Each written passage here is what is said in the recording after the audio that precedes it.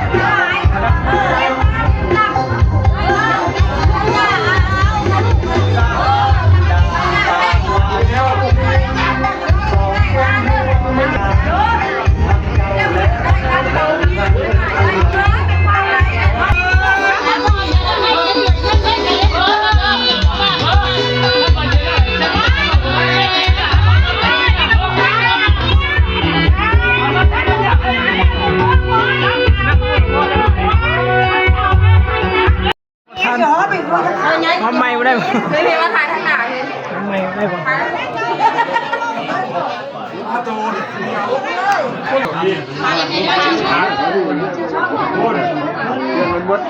ที่ยังผ้าตัวผ้าที่ก้านที่ทำงานของหนึ่งตะโกนหนึ่งตู่ถ้าอยู่ประมาณแก้มนักกันแม่จะได้ที่ผ้านี้ห้างกันไปที่บริต้องแม่ตามเอาน้ำก็ผิดมีพ่อแม่ภายใดภายนี้เองตามกรณีจับเดิมของพวงมีรถทักหนึ่งคันเนี่ยมาถูกเนี่ยมีคันไม่ก็นี่นะจับเดิมของเมียว่าท่านอยู่รับพ่อแม่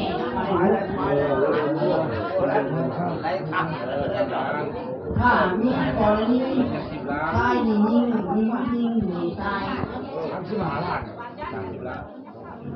จะได้มีการปรับให้ตามเรื่องที่เป็นงานที่นักมีเขาดังนั้นทางพวกเราต้องเป็นการทั้งสองฝ่ายพร้อมทั้งมาจากกองพื้นฐานและองค์การตั้งพร้อมทางที่จะได้เข้ามาการแต่งดอกนี้เพราะนี่ไม่เพื่อเป็นหลักฐานนี่เพราะว่าต้นมันจะมีคือก็คือว่าตื่นเต้าได้นะ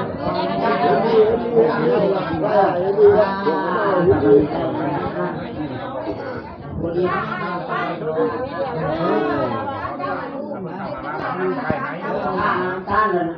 มีงานที่เราข้างละอะไรเพื่อไปข้างละข้างละแสนบ้านนี้บ้านนี้ยุ่งยากตรงไหนล่ะต่อไปมันก็ไปทำไปแก่ได้มีบ้านมาวันนี้เลยไปรถคากันไปแล้วมีแล้วเอาที่ตันเพราะว่าเดี๋ยว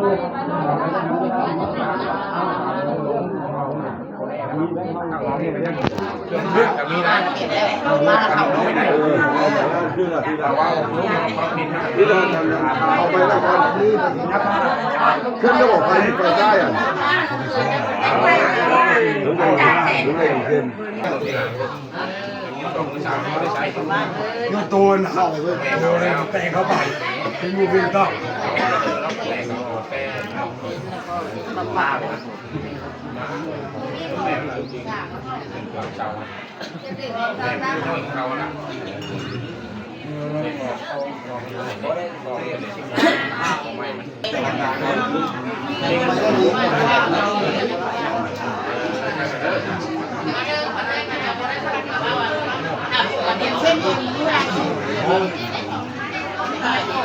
พยานภายซ้ายภายเย็น พยานภายในประเทศ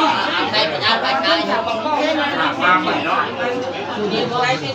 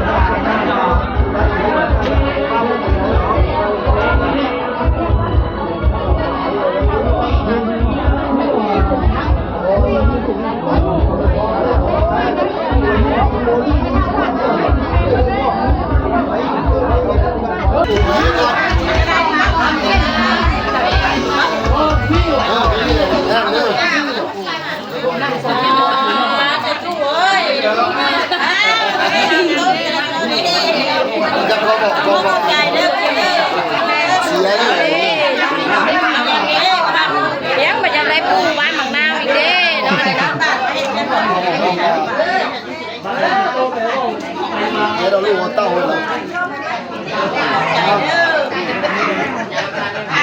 ถ่ายให้เองเนี่ยผมว่าเราถือว่าถูกไม่รอเลย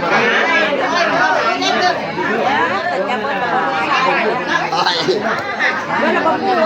ยังผู้ใหญ่ผู้นึง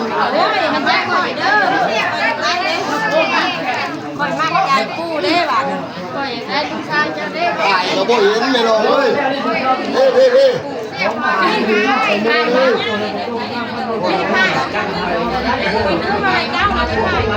าอันนั้นหมดเลย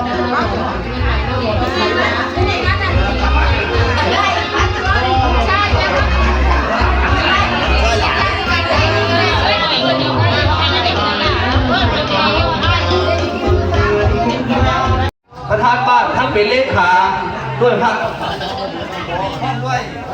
คณะ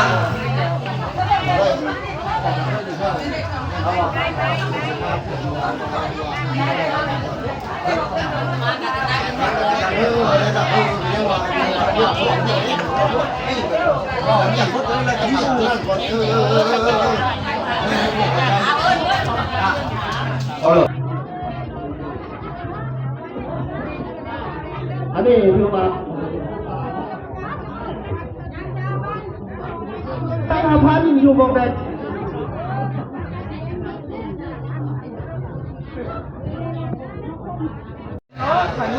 โปรโมทก็ท่านนี่ได้โปรโมทให้เด้อเบาหงนอนหน้าสีช่องบ่เบาหงนอนหน้าเนี่ยไหนมันแปลกๆเอามาแน่